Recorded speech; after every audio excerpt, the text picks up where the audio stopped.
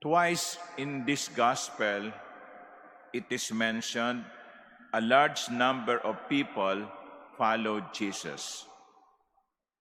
A large number of people from Galilee and Judea, from Jerusalem, Idumea, from beyond the Jordan, and from the neighborhood of Tyre and Sidon. Jesus was popular. Perhaps you can have an image or an idea how much people were trying to get near to Jesus if you look back at the image of Quiapo Fiesta. Kayo, malapit kayo sa Quiapo. Siguro kahit sa picture o sa TV o sa Facebook, nakita ninyo yung mga taong nagpupumilit na makalapit kay Jesus. Dikit-dikit halos ang mga mukha. Ganyan siguro ang nangyari. Maraming mga tao ang gustong makalapit kay Jesus. Ano kaya ang palagay ni Jesus dito? Well, walang sinabi ang Ebanghelyo. Natutuwa ba siya dahil marami ang gustong makalapit sa Kanya? O naiinis siya sapagkat marami ang gustong makalapit sa Kanya? Nagtatago ba siya? Umiiwas? We do not know. But one thing is sure. In spite of His popularity, Jesus was not afraid to make decisions that will make Him unpopular. In spite of His popularity, He was not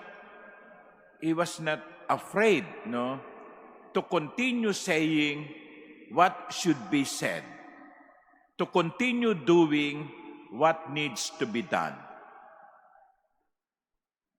Lahat naman tayo gustong maging popular. Gusto nating marami mga kaibigan, gusto nating marami tayong barkada, gusto natin yung pinagkakaguluhan ko minsan. Nobody wants to be unpopular, I guess. But at what price? Okay, kayong mga estudyante, hindi ba gusto nyo meron kayong mga kaibigan, barkada? Pero ano ang ginagawa nyo dahil lamang gusto nyong maging popular? Makisama. Yan. Pag nakakantsawan ng barkada, wala ka namang pakikisama, no? Natatakot tayong masabihang walang pakikisama. Sapagkat natatakot tayong iwan ng mga kaibigan. Pero ano ang ginagawa natin? Dahil ayaw nating iwan tayo ng ating mga kaibigan, dahil ayaw nating masabihang walang pakikisama, ginagawa natin kahit yung mga bagay na mali. Ginagawa natin kahit yung mga bagay na hindi gusto ng Diyos. My dear students, there's nothing wrong with being popular in the campus. But let us not forget, Jesus did not change His ways, did not behave differently, did not disobey God simply because He wanted to be popular. Kahit na iwan kayo ng inyong mga kaibigan, wag lamang ninyong gawin ang mali, mas okay yon sa Diyos. O sa mga hindi masyadong bata dito, ha? Okay, that is also true. No? Kasi kung minsan, in our desire to be accepted, we behave differently. But not Jesus.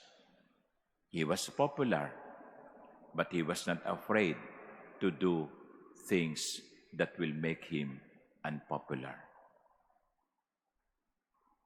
Sana si Jesus ang maging modelo natin. Ginagawa ang tama, ginagawa ang mabuti, ginagawa ang gusto ng Diyos kahit hindi siya maging sikat. Amen.